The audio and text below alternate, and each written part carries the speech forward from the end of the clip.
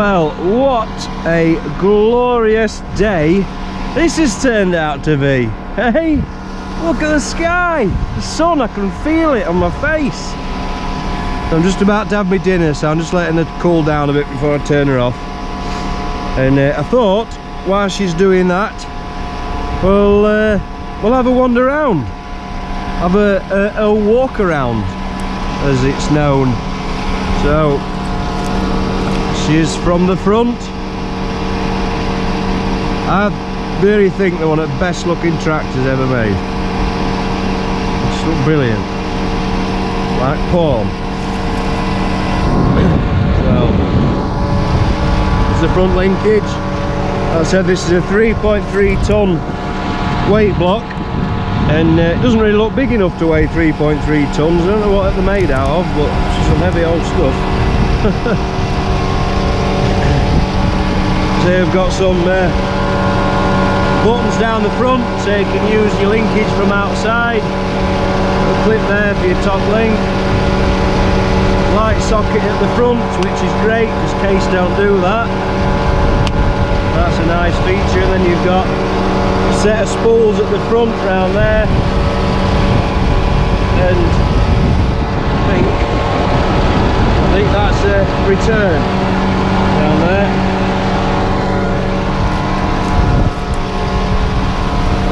Moving round to the fronts are 710 60s R38s. The front tyres on this tractor pretty much the same size as the rear tyres on my 240, nearly. And then we move round to this side, so we've got a nice handy little toolbox there, and then to climb up you've got this ladder, and you pull that pin there, pull this out, and then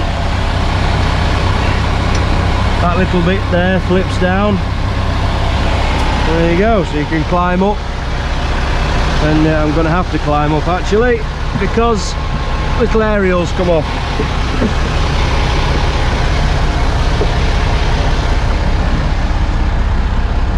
Claire, where's that live? Come on.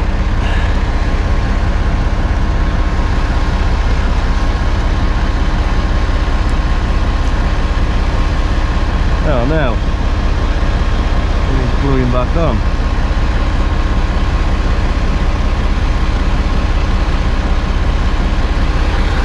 Check that out. To get some see a tree branch has knocked it off.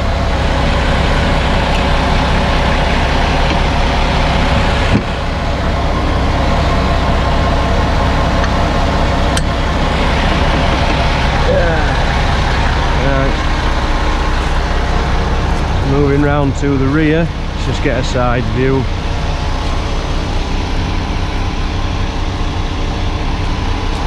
Moving round to the rear, the wheel weights is 1.25 ton there in each wheel, and these are 900s 65 R36s, and from, I think each one of these rear tyres is about £5 each one. I think, might be wrong. Pete, you'll be able to quote me on that. So moving round to the back, on this side you've got controls for your linkage up and down, and controls to start your PTO,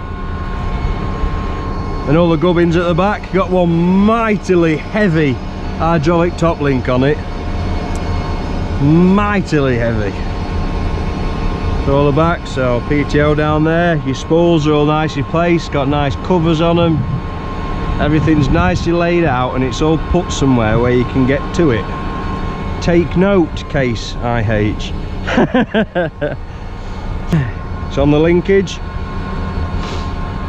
there are just count them, 1, 2, 3, got five different sets of hydraulics for it. So I know they're a bit dirty, I know they are. So to adjust the depth of the discs on here, this is how you do it. These little shims there. And what happens is, when it lowers the discs in, this ram retracts and it stops when it gets to those shims there. So to adjust them, there's 4 sets of these on the discs. You pull this pin out here, you take a shim out, take another shim out, or put some shims in, and that adjusts your depth. And the discs that were on, the 510 discs, and for whatever reason on this farm with this land and all the rubbish and residue that we have to deal with, had some, well, we've still got them, Philip Watkins incorporators, and they're on 510 discs, and it just, you just constantly bunging up all the time. But for some reason this one doesn't do it, and I think it's got something to do with how these discs are arrayed. They're at the same angle as the Watkins, but I think it's something to do with this leg. It just seems the soil flow just seems to be an awful lot better. And we demoed loads and loads of discs before we got this set, and these just were fantastic for light land. I think there's 72 grease nipples on it altogether as well. So these are the matrix rollers, and they're very good. They just leave everything really nice and level and firm everything up pretty well. And this orange stuff in the middle, I can't remember the name of it, but it's some sort of special non-stick material, so you can see the soil doesn't really stick to it. So yeah, they work really well. Let's wander back so you can appreciate it. There we go. That's them from the back.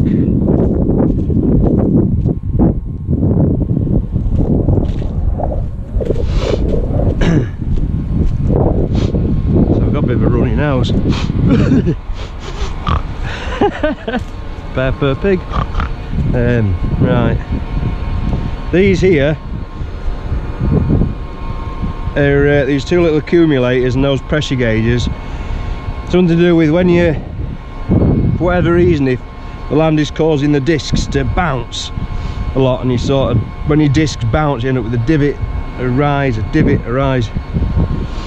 You flick those taps over, and for some reason, what's come loose, look. For some reason,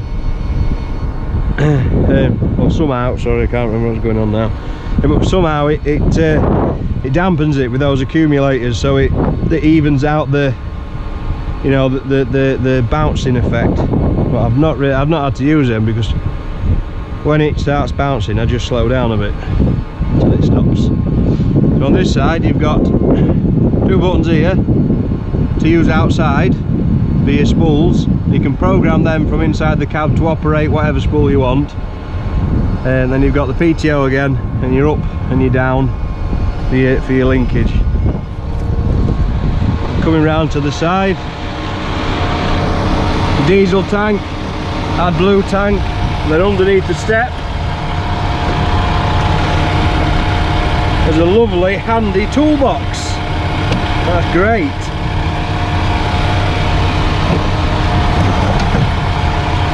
I think Class do something like that, but it's on the other side. So